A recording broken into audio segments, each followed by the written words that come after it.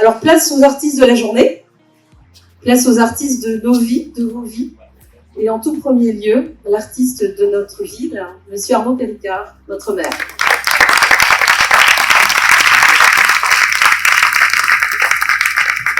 Merci Laurence. Je ne sais pas si le qualificatif artistique me convient bien, mais elle convient bien à cette ville, qui est une ville d'art, d'histoire, de patrimoine. L'art, l'histoire et le patrimoine, c'est avant tout la transmission. La transmission, non pas pour préserver, bien que ce soit évident, mais pour faire mieux, pour s'inspirer de ce qui a été fait dans le passé, de ce qui peut-être a été fait de mieux, pour s'en inspirer, pour essayer d'aller encore plus loin et de faire encore mieux. Donc l'occasion pour moi de saluer Laurence, à travers toi, toute l'équipe du Quai des Possibles, de La Ruche, qui est là depuis toutes ces années, tout ce que vous faites pour nous aider effectivement à faire en sorte que nos vies personnelles et nos vies professionnelles soient meilleures et qu'elles soient plus inspirantes. Alors on dit impactantes, moi j'ai toujours pas bien compris ce que impactant voulait dire, et je trouve que c'est un terme qu'on réutilise un petit peu partout sans forcément en comprendre la portée. Vous avez aujourd'hui choisi de traiter du sport, de la santé, du bien-être. Alors, quand on est dans cet environnement-là, quand on est à quelques centaines de mètres de la forêt, quand on est au cœur de Saint-Germain, dans le parc national, on peut se dire que le bien-être, la santé, c'est consubstantiel à l'art de vivre à la Saint-Germanoise. Ce qui n'est pas complètement faux. Mais c'est également une politique que nous avons souhaité mener. Et hier, on avait une réunion importante avec toutes les CPTS. CPTS, c'est un acronyme un petit peu barbare. Ce sont toutes les organisations de santé sur tout le territoire yvelinois. Et on était à X-Blue, il n'y a pas longtemps.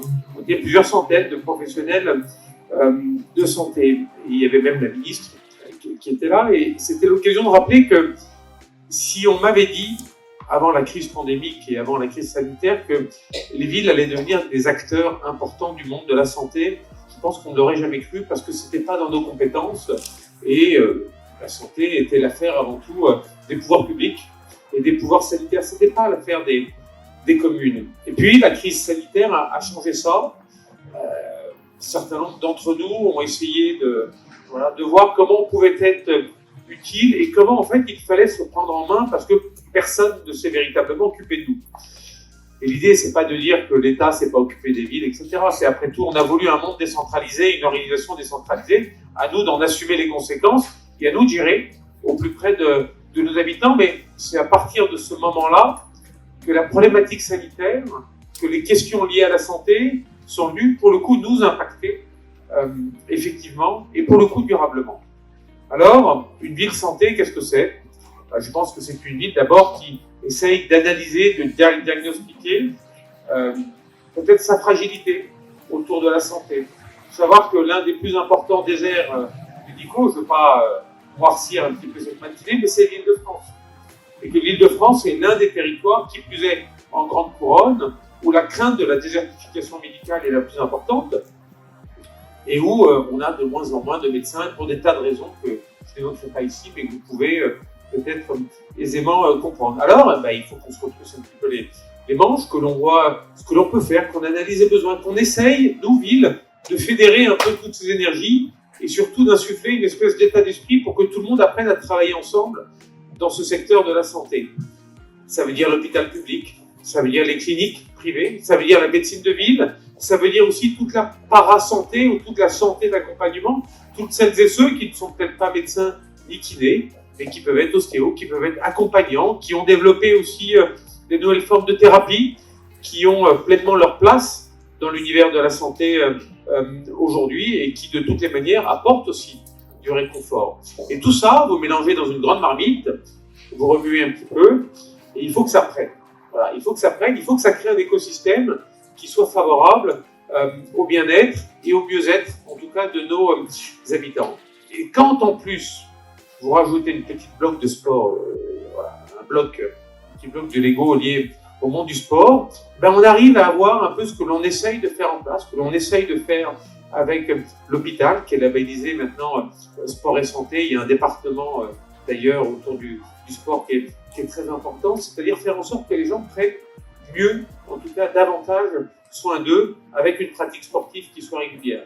Vous savez qu'on a beaucoup de de retard en France sur la pratique sportive. On a la chance d'accueillir une épreuve que sont les Jeux Olympiques l'année prochaine, l'occasion aussi pour nous d'inciter le maximum d'entre nous à la pratique sportive, et il n'y a pas d'âge pour le faire. Et nous, on doit montrer l'exemple avec nos agents municipaux, on les encourage à la pratique sportive, à travers la pratique des jeunes publics, à travers le tissu associatif, à travers la pratique du sport en plein air. Dans quelques mois, et ça a déjà un peu commencé, vous aurez ici des centaines d'athlètes britanniques qui vont être ici, ce qui est possible, ils vont être en face à l'appart Suti, et avec Sylvia Berdupuis, quand on les a accueillis ici à Saint-Germain la première fois, le comité olympique britannique, moi j'ai été frappé par cette remarque tout en perfidie britannique, pardon pour les anglo-saxons, mais du président du comité olympique britannique, en plus qui est quelqu'un de vraiment de charmant avec qui on s'entend bien, qui nous a dit, mais vous avez des infrastructures sportives inégalables, c'est incroyable, vous vous rendez même plus compte de ce que vous avez, la forêt, le stade, tout ce que vous avez, c'est incroyable. En Angleterre, on n'a pas ça.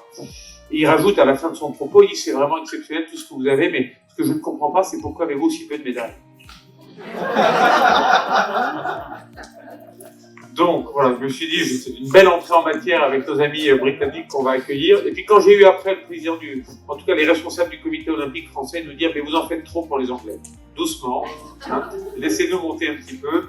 Tout ça pour vous dire que voilà, on est en train d'essayer de créer cet écosystème autour du sport, de la santé, pour faire en sorte que, voilà, que ça aille mieux, qu'on se prenne en main, et puis qu'on essaye, comme tu l'as dit tout à l'heure Laurent, de faire en sorte que nos vies aient peut-être un sens qui soit différent, ou en tout cas que ce sport et cette prise en compte de notre santé nous aide peut-être à être de meilleures personnes, tout simplement. Alors on va, je crois, entendre une douzaine de profils qui vont pitcher. J'ai un devoir de neutralité, même si je connais un certain nombre d'entre eux. Je vous souhaite en tout cas bonne chance pour cette matinée.